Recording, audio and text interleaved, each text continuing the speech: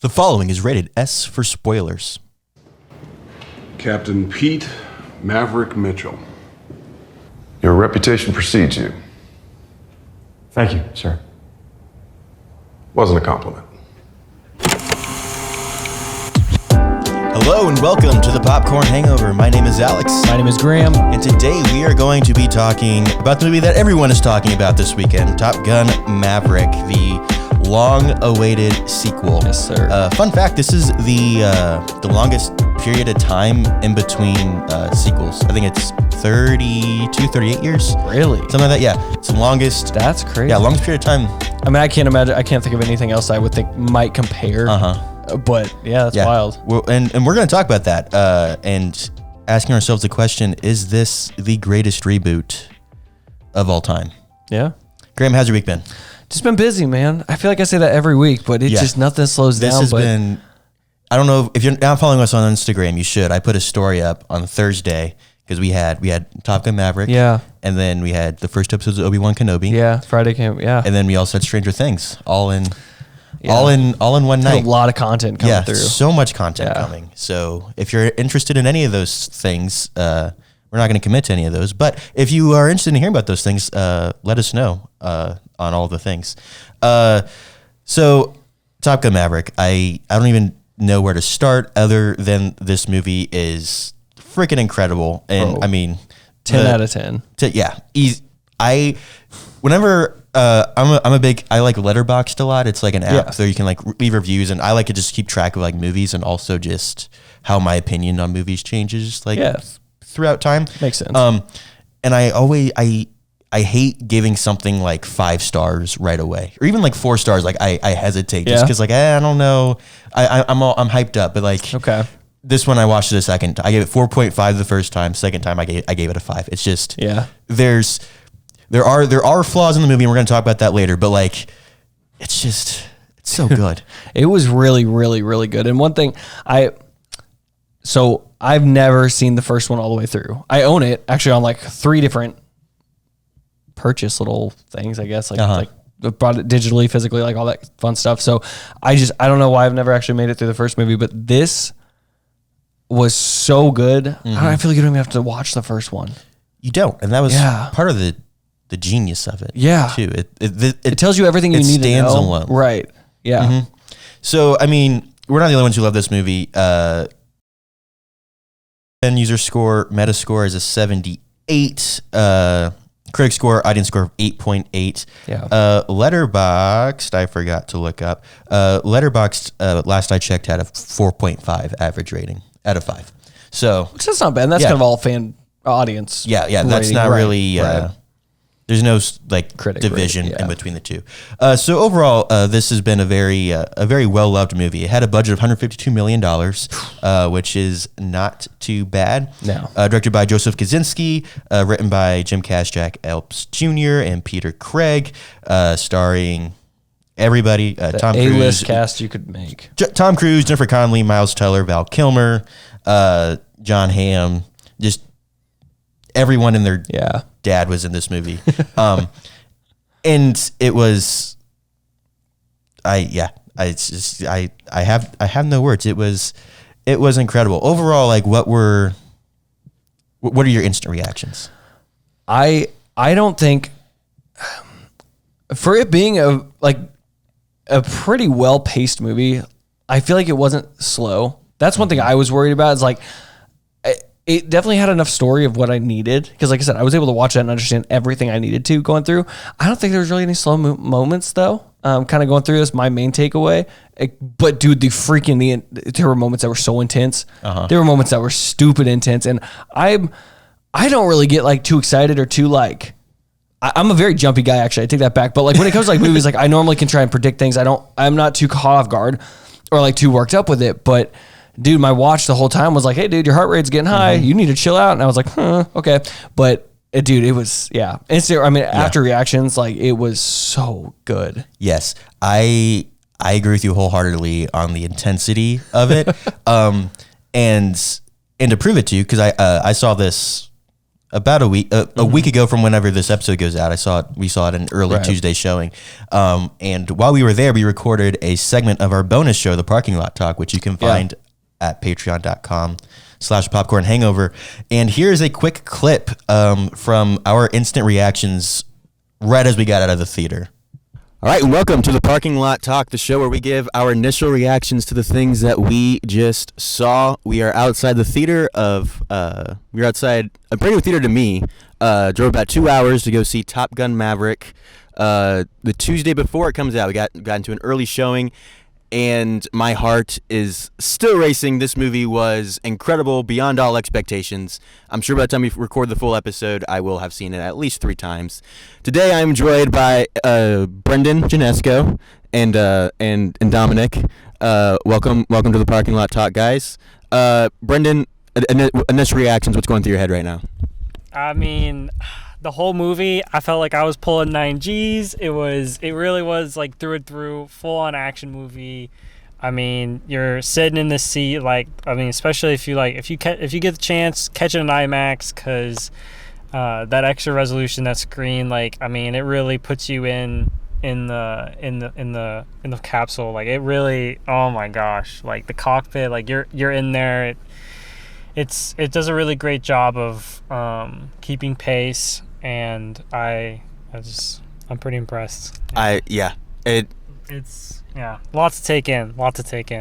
So much. Dominic, initial reactions. Well, I didn't expect that the audio to be so amazingly done by Skywalker Productions. I mean, you have to see it in the IMAX to get that full spectrum of the 8.1 whatever it is, and that cinematic language they use, the going from a wide straight up to a 50 or an 85 on the conversations, the close-ups. It was beautiful. It was a continued story of the original Top Gun.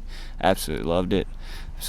I will see it definitely more than once, and it is worth every penny of the $20. Yeah, I'm sure we're going to talk about our theater experience in the full episode. Believe me. But yeah, it was $20, and I was a little hesitant at first because that's a hefty price tag for a movie. I would pay $20 in a heartbeat to see it a second time. Yeah, and if you want to listen to the rest of that conversation about Top Gun Maverick, be sure to follow us on Patreon at patreon.com/popcorn hangover.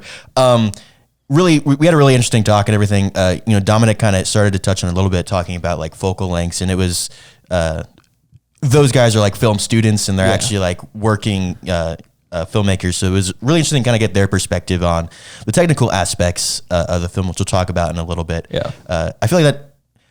We were talking about this earlier. We could totally turn our podcast into a drinking game, and I feel like one of the phrases is, we'll talk about that later. Yeah, talk about that later. But yeah, also what we kind of alluded to was our movie theater experience. Yeah. And it is time for another rendition of our snobby movie theater reviews. Graham, did you have any bad movie theater experiences? I wouldn't mark mine as bad. I've had worse for sure, but I've said this before. I don't like loud theaters, especially like when it's totally unnecessary. Like with the movie, like when I saw the movie, there were a lot of older folks in the audience, and they just were clapping at everything that came on. The whole beach scene with the shirtless boys, like, wow, woohoo, oh my goodness. And I was like, dude, shut up. Like, there are other people here. That's how my take is. Like, my thing with clapping is I'm okay with it, especially with something like this. Like, you just have to like let out some sort of emotion. That is fair, and that's fair. And I feel like clapping is the only acceptable way to do that. I would prefer clapping over like random cheering or shouts for sure. But and like, trust me, like, don't get me wrong. Like, the whole time I'm watching this movie, I was not like still in my seat. Like, dude, I was on the edge of my seat. I felt everything. I'm pretty sure everyone in that theater felt. This movie was intense in so many ways. But yeah, there's just like those little things. Like, yeah, of course, they're dudes on a beach. They're gonna be shirtless. Everyone cast is gonna be absolutely shredded. You already know you're gonna see that. Like. We all know we're going to see that. Like, I don't know. That was just my personal preference on. So I would take your experience in a heartbeat. Yeah. So I saw this in IMAX twice. And I feel like if you're gonna see a movie, go to pay the extra money to see a movie in IMAX, like you should expect like an upper tier. Everyone's gonna be respectful, and like everyone paid that price. Everyone understands. They want that experience. Yeah. So Tuesday night, everyone's excited. It's early showing. We've all been waiting for this movie for years because they shot this movie like 3 years ago. That's true. And so we're sitting there, we're waiting, and the way this theater had the seats arranged was like on the armrest they had one number, and it's you buy like your seat like ahead of time, right? Yeah, you reserve your seat. So the problem with having it on the armchairs, when you go to look at the seat, you have like 13 on one arm and 14 on the other. So which seat is it? Right. So we all sat down and we were in our seats and everything was fine. And then as the movie was starting, this family of like 6 or 7 people showed up and they're like, someone's sitting in our seat, and like it wasn't, it was a full theater, but it wasn't sold out, and like they got theater attendants came up and they had like walkie-talkies, like trying to figure out what the problem was, and like everyone screamed at them like, hey, like shut up, just sit down in a chair. Like we have 2 seats down here, we can all scoot down. And the thing, and that way it was obnoxious. Like just I want to watch the movie. Luckily, it was just like the preview's still kind of running. No, it was the actual movie, but like it was basically a shot. I don't know if it was, but it was kind of just a shot for shot remake of the original intro. So I was kind of okay with it, but like if the theater attendants are involved in working on it, I feel Pause the movie. I feel, and they have a walkie-talkie, be like, hey, let's turn this off for like 30 seconds and restart it. Especially when you're at literally the intro of the movie. It's not like you're halfway through. And we paid $20 for those tickets. Yeah. Like that was kind of ridiculous. But testament to that movie, by the end of it, I forgot that it even happened. Second time we went, it wasn't quite as bad. Yeah. It was just bizarre. Yeah. There was a family that showed up and they brought like, I don't know, maybe a 3 or 4 year old little girl. What? And this girl, she comes and sits on her mom's lap and pulls out an iPad and headphones. And I'm not talking like a mini. I'm talking like 12.9 inch iPad. Had it up. It was watching Peppa Pig YouTube videos and like brightness on max. And so the entire time, like while like during the pre-show and everything, I was just sitting there like kind of cool with it. What's like, how's this gonna play out? And then the lights dim, and then it's like the screen, and then her iPad shining so bright, and everyone in a row was just like, and someone eventually just tapped her like, hey, that needs to like come down. That needs to stop. Yeah. And she just lowered the brightness, and that was it. But like, I don't know, she was far away enough that like I didn't really notice when she lowered the brightness. That's kind of wild. I feel like I was surprised the theater was cool with that. Why would you spend a bunch of money on an IMAX ticket and then let your daughter?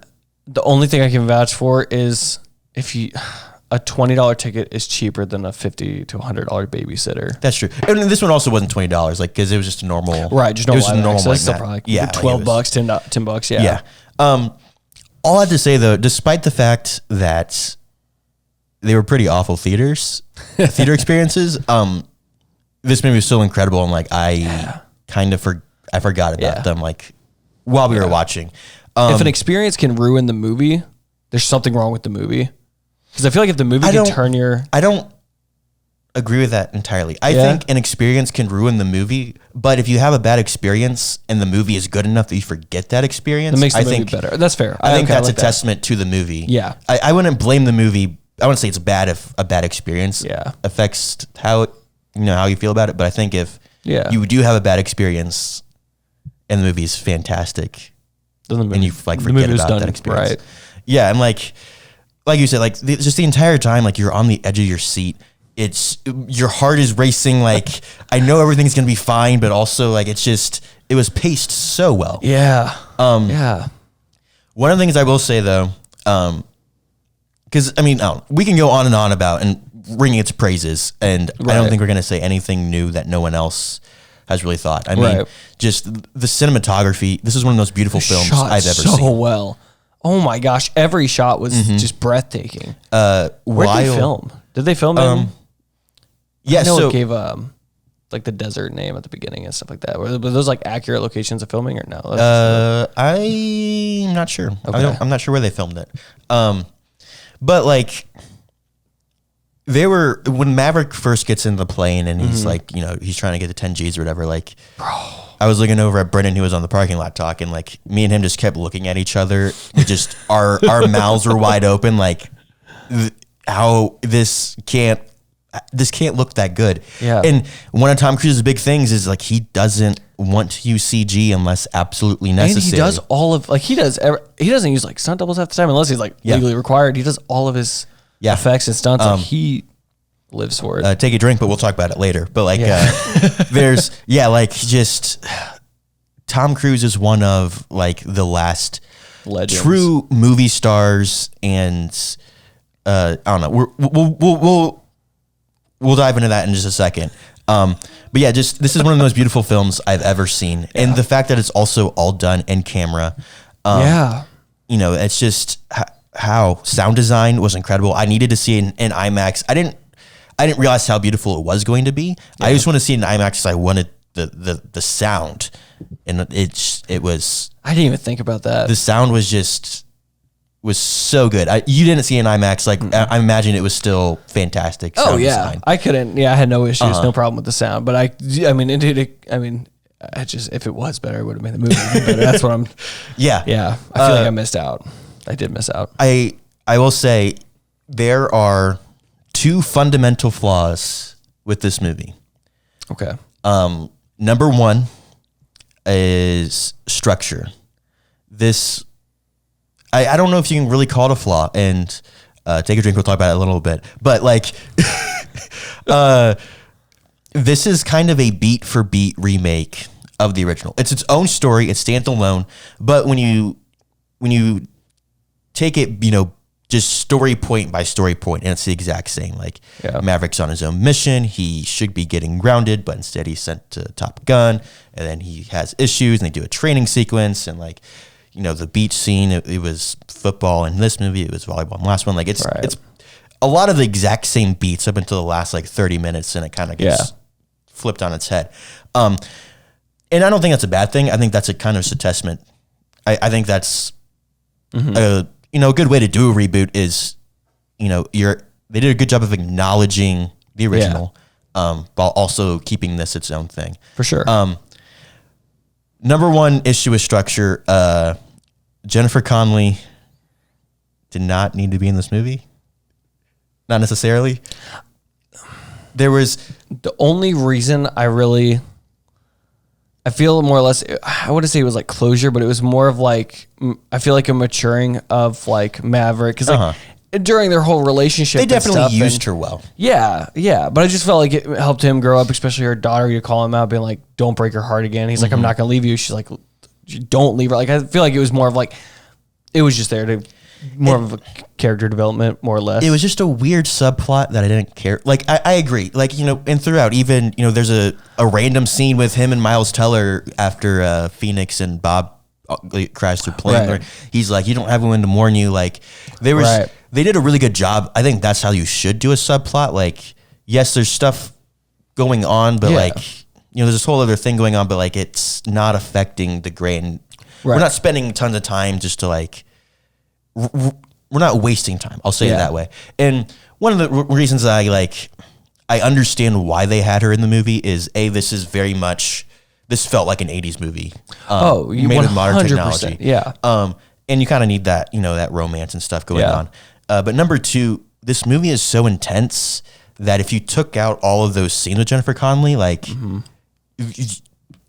you would have a heart attack just because it would be nonstop. So, like, while it is a flaw, I'm like, we're getting nitpicky because I'm saying it was needed. I understand why it was there. Yeah. It's just, it's your personal preference. You didn't care for it? I didn't care for it. Yeah. Number two flaw, or number two is structure. I won't say flaw. Okay. And I don't know. The second time I saw it, I kind of had different feelings, but it turned into Mission Impossible there for a little bit. That's how I feel. I feel like they didn't know when to end it, if that makes sense. The way they did end it, I thought was fantastic. And I don't know if that was maybe the point of it, but yeah, I just feel like it was, they gave several opportunities and then just kept going further and further, and I don't know. I was gonna make a segment. I'm gonna into this right now because it felt weird. You know, you have all this stuff going on, and in general, like even I was expecting the '80s ending where, you know, like they get back from the mission, it's just an abrupt ending, but they had that weird thing with Penny going on, so they had to add. I was listening to the score, and even the score, that scene is titled Interlude. It's like an epilogue. It's not even really, because I think that's the most '80s thing in the world. Like, you know, Danny wins the karate tournament, end of the movie. Original Top Gun, they land, Val Kilmer and shake hands. Yeah, they hug, end of the movie. Like that's how. That's the style. 80s. That was the So like the interlude thing was a little weird. But I was talking to some people about this, and like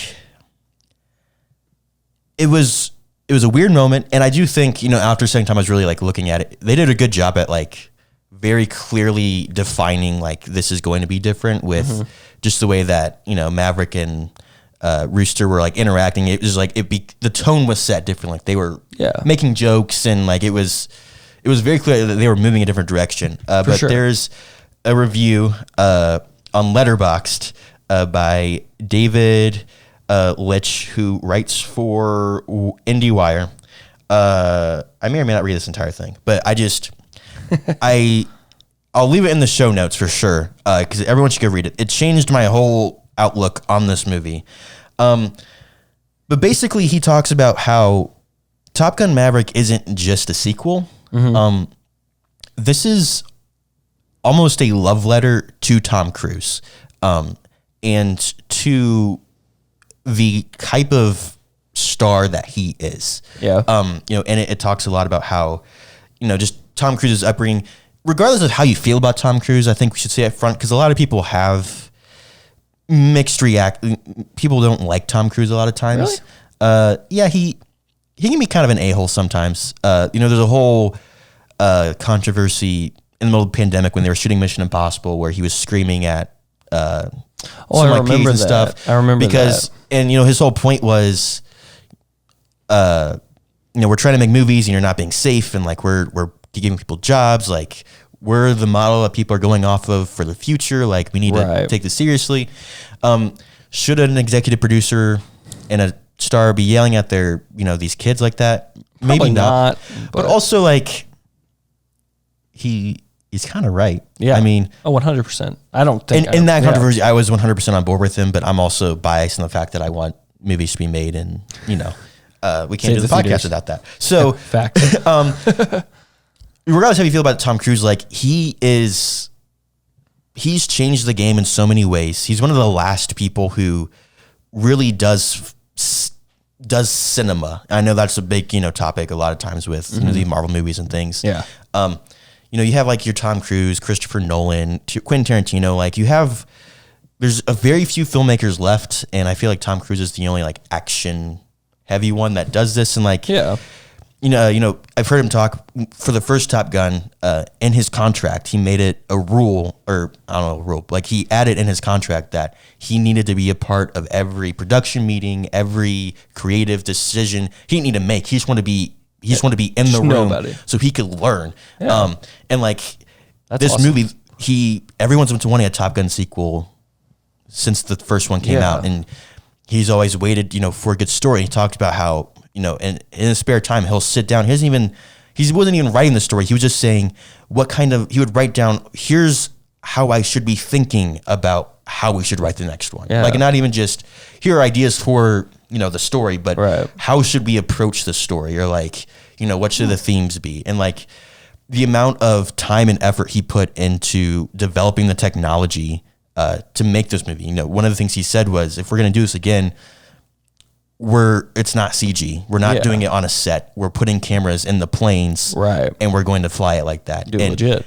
You know, in Mission Impossible, like he was using those movies because those you can do whatever you want, really. Like he was using those to test technology for this movie with flight sequences and things. I don't know. It's just incredible, and I feel like that last 30 minutes is really, you know, the fact that he doesn't die, which I think will be kind of going to my second major flaw. But like, just this is such a love letter to Tom Cruise, and just, how it's kind of like an appreciation for everything that he has done for cinema as a whole, regardless of how you feel. So I would highly recommend you read this review. I was talking to a friend, we were texting, and we were just going back and forth about our thoughts, and then I said, okay, everything I just said, ignore that, read this review. I take it all back, because I don't know, like, it really changed my outlook on the movie as a whole. My second major flaw, though, Maverick doesn't really grow at all. Yeah. I mean, I guess he does. Like, his whole arc is that he can't let go, and at the end, I guess he does learn to let go. Yeah. But the whole movie, they're talking about, like, oh, he's like, someone's not going to make it back from this alive, or, explain to their families why they're not here, or... That was heavy. It was intense, and the whole... he's saying goodbye to his friends before they leave, and he's like, hey, Rooster, we'll talk when we get back. And I was like, he's gonna die. And he got shot down, and I was sad for a minute, and I was like, wow, they actually killed Maverick, and then he was just fine. He's vibing. And then the second time, I didn't buy it at all. I was like, they're going to be fine.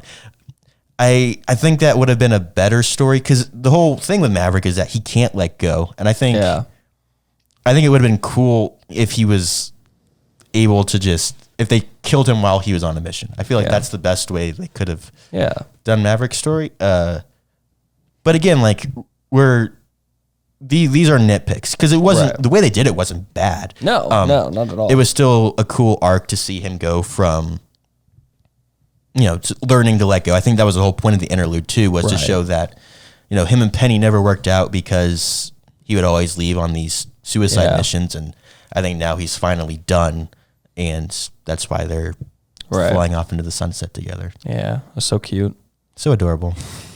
Go them. Yeah. Any other thoughts on Maverick as a whole? No. It was a Tom Cruise doing his best as being Tom Cruise. Yeah, that's it. I mean, that's Tom Cruise is Maverick. Yeah, 1000%. Yeah. So those are some of our thoughts on Top Gun Maverick. We're gonna take a quick break, and when we come back, we're gonna dive into why this may or may not be the best reboot, sequel, whatever you want to call it, of all time. So we will see you in a second.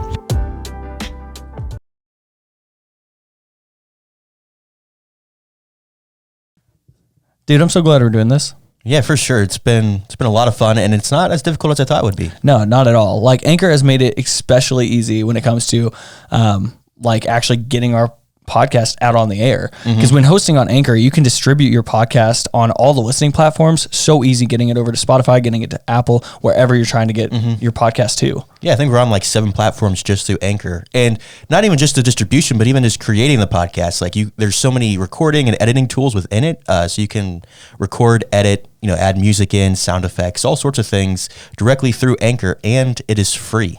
Dude, that's amazing. It's incredible. So if you would like to start your own podcast, just like ours, go to anchor.fm on your desktop device, or you can go on to your mobile app store and download the Anchor app.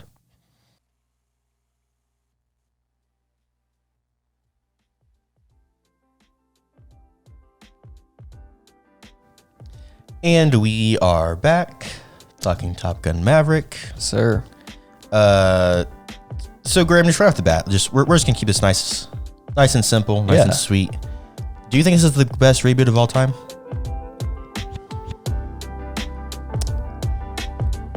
I mean, yeah. I don't know. I can't. Here's the thing. If I had others to compare it to, maybe.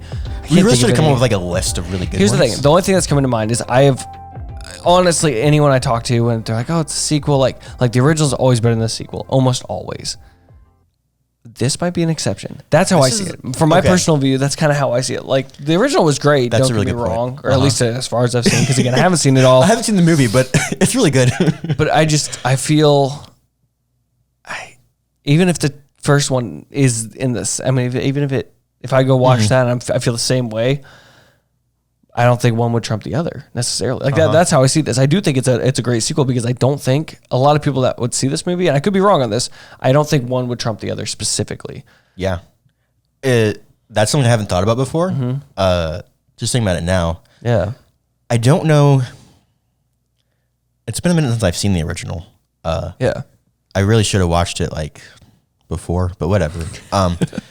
Yeah, I think that's a good point. I don't know that it's better, but like you said, I feel like they're on an even playing field, and I think part of the problem they're on an even playing field, but they're on like a different level from like most movies when they do.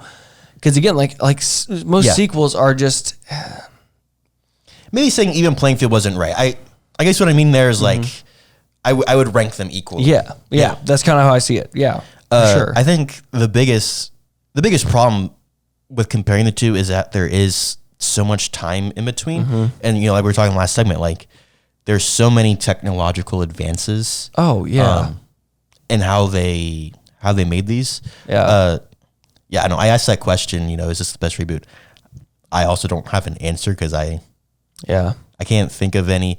The one thing that I've been comparing this to a lot is Maverick to Top Gun feels like Force Awakens to A New Hope, where it's basically the same, but it's different. It stands alone. The problem is that Force Awakens, if you ask someone which is better, Force Awakens or A New Hope, they're always going to say New Hope. Yeah, and if they say otherwise, then they need to be checked in a mental hospital. Yeah, something's not okay. But here, like if you said, if you ask them which Maverick was better than Top Gun, I feel like they would either say I don't know, or if they said Maverick, like respect, but that's fine. I can understand that. And that's the thing too, is again, like I haven't seen the first one. So if someone was like, oh, like I think Top Gun, like it's the original, it's the creation, it's like the start of it all. Sure, a lot of people hold on to that because one, if you're older, if you saw that when that came out, like if you saw that in the theaters, it might have had the same experience I just had watching it in the theater with Maverick, and you might still be tied to that. And like even if this one's just as good, again, Maverick's not going to be better, but probably because you have more of like a personal attachment to the first one. That's the only thing I could think of having a full attachment. For me, not having a real attachment to both because I didn't see the first one all the way through. I wasn't not hyped for this movie, but I wasn't like ready to go seeing the opening. Like I was not like having, I did not expect it to be as good as it was. So yeah, I feel like this was kind of like a West Side Story for me, which is West Side Story is not as good as this, but like same kind of like mindset of like the original based on they're redoing Top Gun. Right. Tom Cruise, why? Why are you doing this? Right. It's almost like a death sentence for the character for the movie. It's just like why is this happening? Right. And then I saw the first trailer. I remember my dad like ran in my room and said, "You have to watch this trailer like right now." And I was like, "Whoa, this looks pretty." And like that first trailer, it didn't even like tell you anything. It was just shots. And I was like, "Oh, I can't wait for this movie." Because it was just the technological advances, and I meant to look it up. I can't tell if this was shot on film or if it was on digital because it was just. I would have to say, it's got to be digital. I would have to say digital. I feel like it was on film, but like I don't know. It was crazy. Just how good it looked. Just every shot was so beautiful. I thought it was really interesting. So they shot on. They didn't shoot on a normal. I don't know. I guess it was kind of. They didn't shoot on like big. Massive cameras. Oh, okay. Yeah. Because they had to film in a cockpit. And so what they did is it's called a Sony Venice, which is used. It's, I don't know, I would say it's like bottom tier of like big box, like budget kind of stuff. So it's definitely not cheap or, whatever. Yeah. It's definitely good, but it's like pick. Right. lower tier.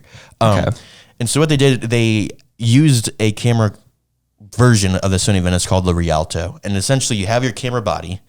And then where the sensor's at, which is what's actually capturing the image, it clips off. And so you have like wires going to the body.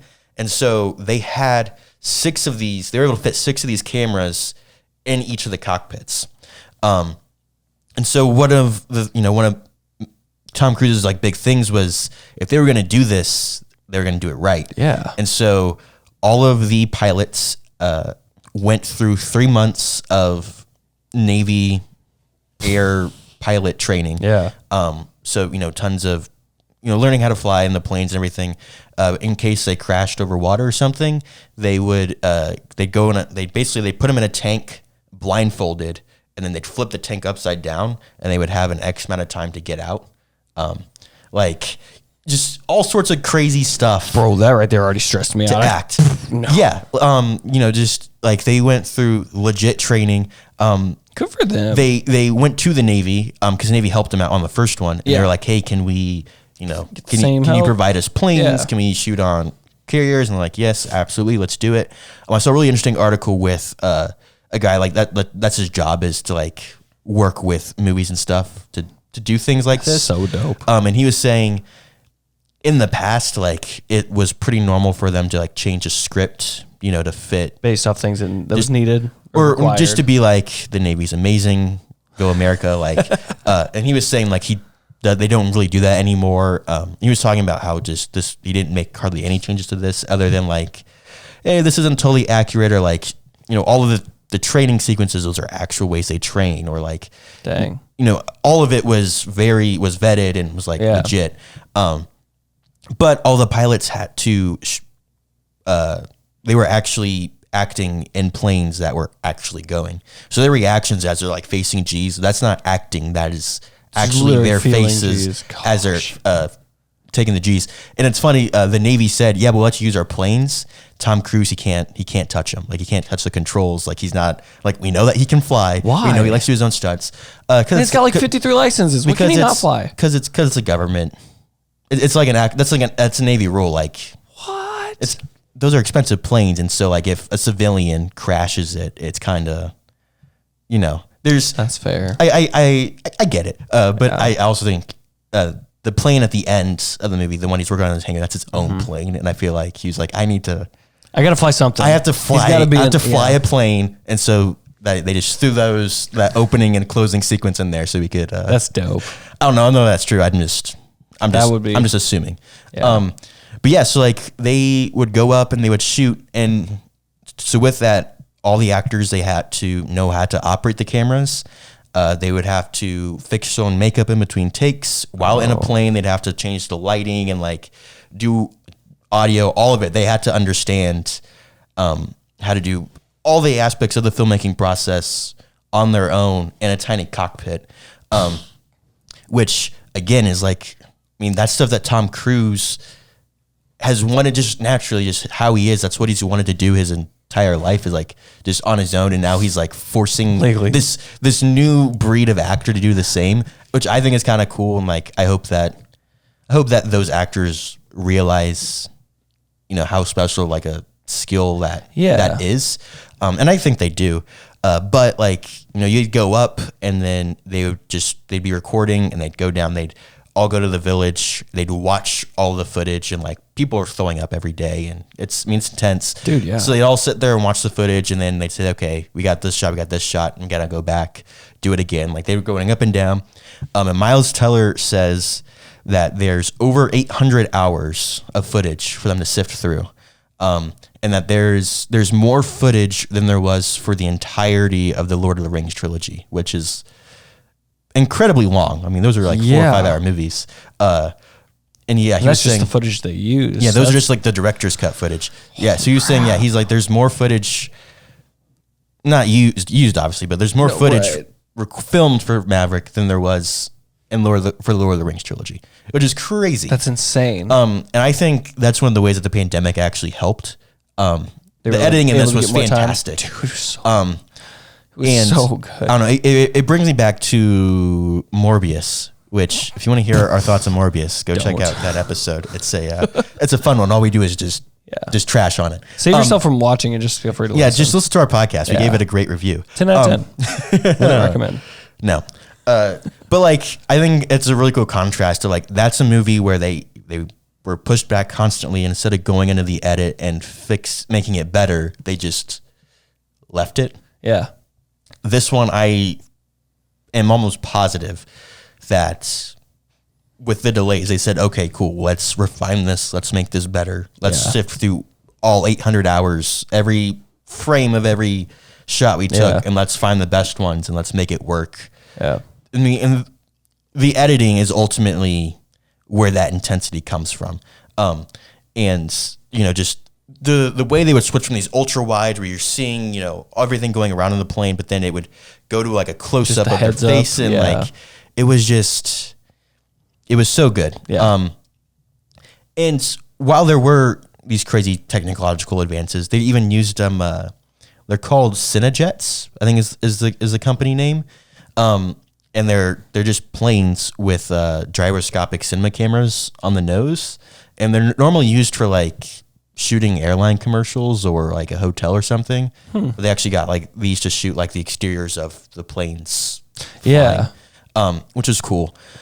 But while they had like all these crazy new technologies, they were also using technology from the beginning, from the first one, which was also crazy. Like, it's a technique that's used commonly in Hollywood now, but they created it for the first Top Gun, where they would have a camera like on a rail system, and underneath it they would have a gear, and they would spin it really fast, so the camera would shake. It wouldn't look like the cockpit was moving, because the first one they didn't. I mean, they couldn't shoot in a plane, but like, or while the plane was moving, but like they still had to get the cockpit jitter, and so like they created that very.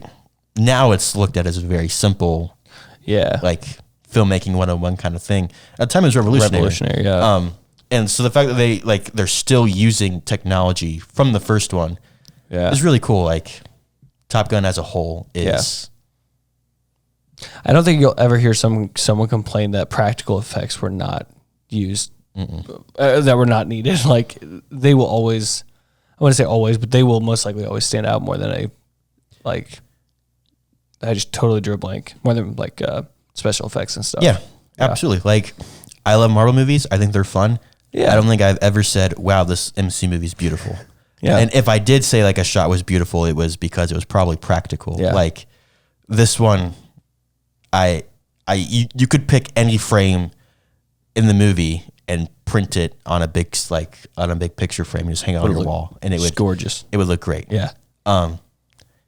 It was so beautiful. Dude. Like I just want to look at it. It's just just kill the sound. Just sit there. I'm just kidding. I mean, the sound was also good though. The sound was one of the best I also parts. Need the sound. Yeah, you definitely do. I also think that one of the reasons this is and we've talked about this a little bit, so we won't like harp on it too much. Yeah. But like story was definitely at the center of this movie. I feel like a lot of reboots, it's just we're gonna get the gang back together. We're gonna market the crap out of it. Have a little nostalgia. Look, we have another shirtless beach scene. Come check out this movie. But the story's garbage, and like nobody cares about it. But I feel like with this one, like story was first. And like I said, like Tom Cruise has been thinking about this for decades. Dude, the story was intense. It was emotional. It was like I said, there wasn't a slow part of it. Like it was so. Like I said, even if it was a little bit of a copycat from the first one with the structure it had, it was still. I mean, if it ain't broke, don't fix it. Right. Exactly. And they did it. That's a perfect example of not just copy and paste, but we're going to take what worked and we're going to change it so like it feels original. Like I don't think most people would have noticed that it's basically the same, but I don't know. It's what I do. Is break that kind of stuff down. Yeah. I'd say a lot of times I feel like you can definitely tell when it's going to be a little better when it's not named Top Gun 2 and you don't feel like you have to watch Top Gun 1 to understand Top Gun 2. Like I could in the future, I could show this movie to my kids and they'd be like, dude, Top Gun Maverick's sick. Maverick's dope. Yeah. Oh, dude, you want to see him as a kid? Here you go. We can watch Top Gun. We can watch the original. Like it's not a... My sister, my favorite line, she was like, I haven't seen any of the other Top Guns. I was like, oh. You got 4 to catch up on, man. You better get started. Yeah, it's like the MCU. Like you got 50 of them by now. Like you gotta get going. Yeah. I think that kind of leads me into my next thought that I was kind of, it's an epiphany. Yeah. We're seeing live, it's just coming out of my head. Okay. What you got? This movie works really well. Just this is acting like the original Top Gun for a new generation of people. For sure. We were talking about it earlier, like or not on the show, but before recording, we were talking. Like there are a lot of, I'm going to say quote unquote older people. I would say like 35 and up. And there's really interesting statistic. I think 50% of moviegoers this weekend for Maverick have been over the age of 35. Yeah. Which is bizarre. Yeah. Normally, older people are slower getting into the theater. They'll wait several, not like going to see crowds. opening weekend. They're not going to go opening weekend. Like a lot of the times, these types of movies are a very slow burn. Yep. In terms of the box office, and dude, this was his like biggest open ever. Like Tom Cruise's biggest acting open. Like, which is crazy because he's got Mission Impossible, which is huge. Oh yeah.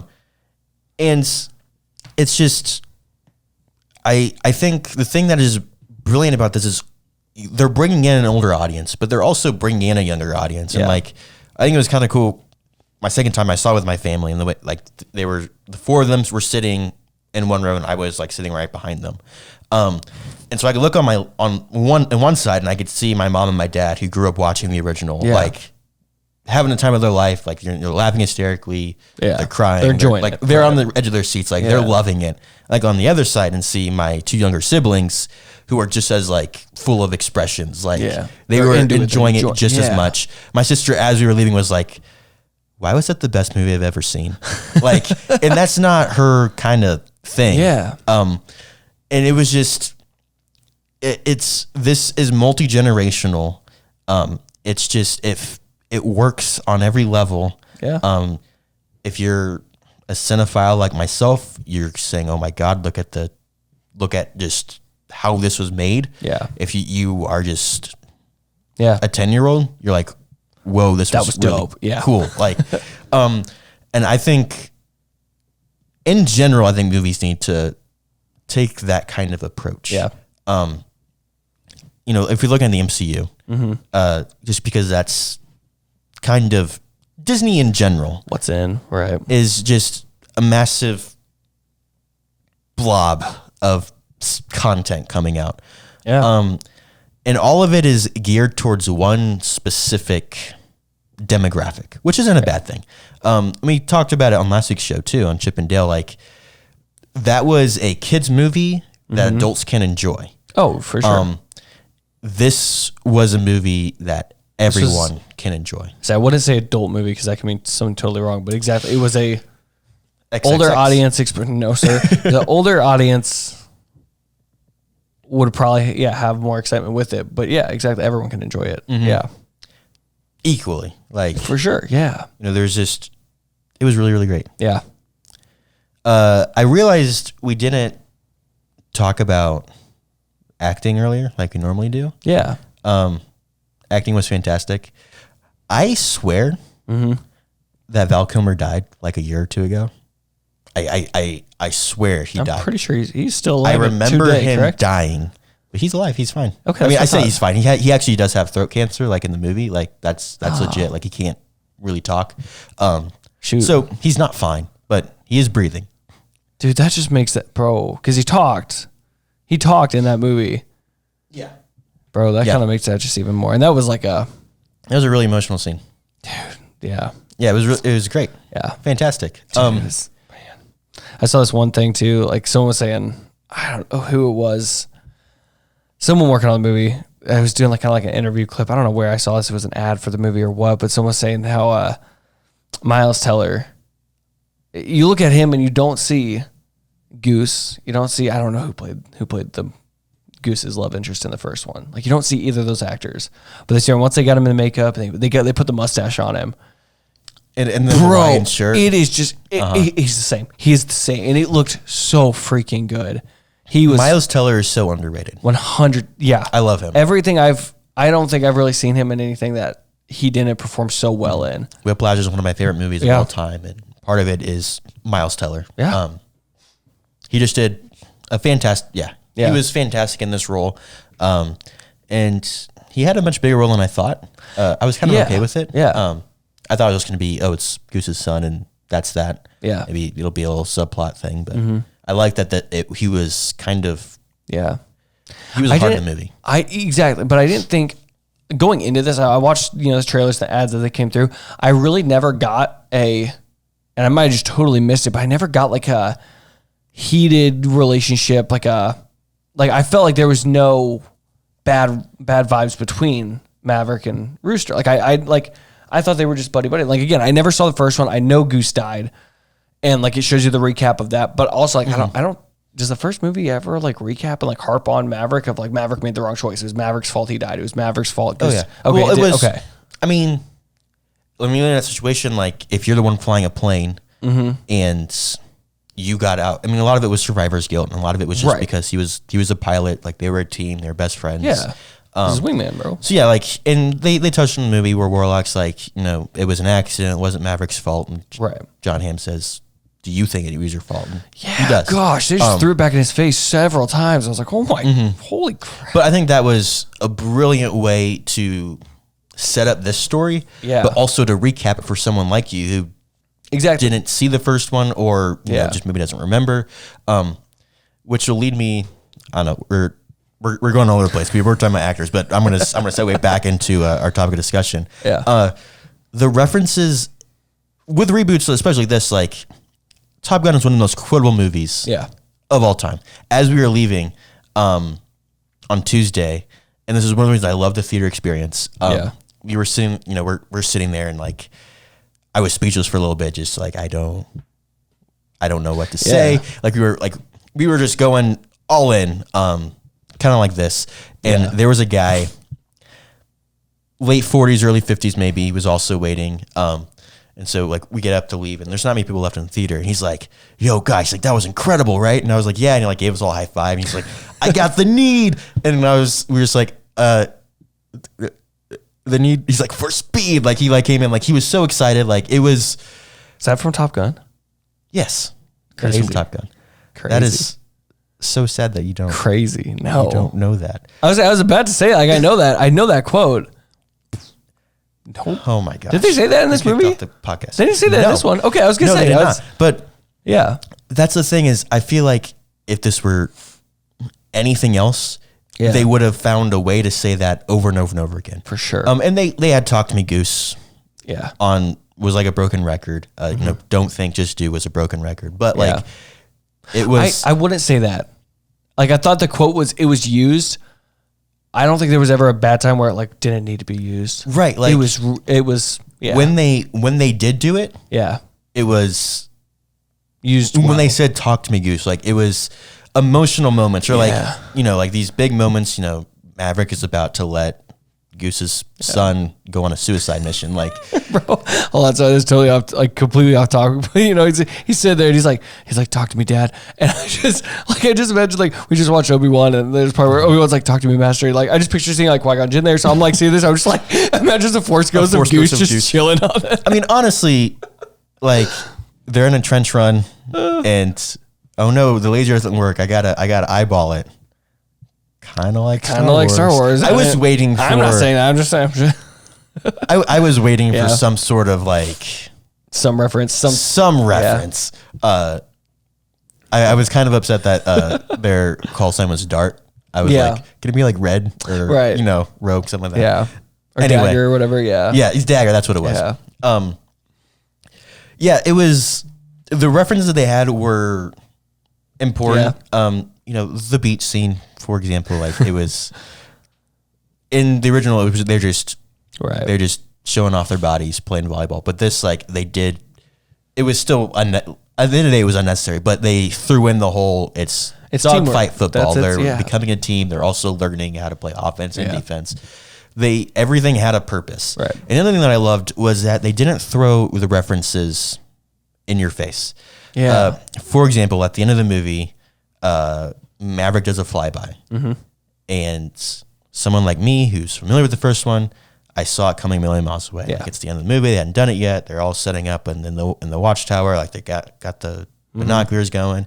Does a flyby. Everyone freaks out. Yeah, I knew what it was. I'm going to assume you didn't recognize that was a reference. I noticed. I could tell what he was doing. I just thought it was one more like. In your face, John Hamm, like, suck it. Yeah, so in the first one, the whole thing was he would be, like, requesting a flyby, and they say, no, Maverick, and then he'd do it anyway, and there was a whole, like, big ordeal. But like they did all the time. And so like it was an obvious reference to that. But for someone who doesn't understand it doesn't matter. Like it's a fun little Easter egg for us who did see the first one and recognize it. That's what throw it in your face if it wasn't necessary. That's how I feel all references should be. I really hate when people like when they overhype it and they like just make it an Easter egg, make it fun to find, make it fun to like watch it the first time and you're trapped in your hype, and you watch it the second time and you're like, oh, I picked up on that. Like that was super interesting. Like that's fun. Yeah, I hate when people are like, oh, here's an Easter egg. Like here it is. Like no, that's you just threw that at me. Like I don't enjoy that. They did it a couple of times. Like Maverick doing the inverted thing over Miles Teller. That's reference to the first movie. That Cobra spin. That was. Yeah, that was intense. When he's racing the jet on his bike, that's a reference to the first movie. Like, that was sick. They were all references. There were so many references and Easter eggs, but it wasn't in your face because it didn't matter. Right. And if you got it, you got it. If you didn't, who cares? It was didn't ruin the movie. Cool. Didn't. Yeah, exactly. And yeah, I totally agree. Like, I think everyone needs to do that. Yeah. Every reboot, every whatever. Just have Tom Cruise. Just let Tom Cruise let do Tom Cruise everything. play in your reboot for 30 years and then watch it come back as a banger. Yeah, wait till 2060, Top Gun Goose. Top Gun Rooster. Yeah, Rooster, whatever, Warlock. Yeah, do you have any final thoughts, Graham, on Top Gun Maverick? I feel like everyone should see this movie. Just honestly, like I don't think there's... I'm going to take that one step further, in a theater. Yes, this is one where you have to see it on the biggest screen you can. I know everyone says that, but this is, it's just. I've got to see it in IMAX. I'm gonna see it again. We're gonna make a trip to go this week. Yes, like we will be seeing this movie very very soon. I will see it a third time. Yes, it is. It's one of the greatest movies I've seen. I could put this up in a probably top 10. I need to give it some time before You rated it a 5. I think if you check out the movies you gave a 5-star rating, it's gonna be in one of those top few. No, I have a feeling this would go down as like a top 10. Yeah, easily. Yeah, this has been the Popcorn Hangover. We've been talking with Top Gun Maverick. I'm blanking on how to do an outro. Follow us on all of the things: Instagram, TikTok. Check out the Patreon. Parking Lot Talk. Parking Lot Talk. Yes. Do all those things, and we will see you next week.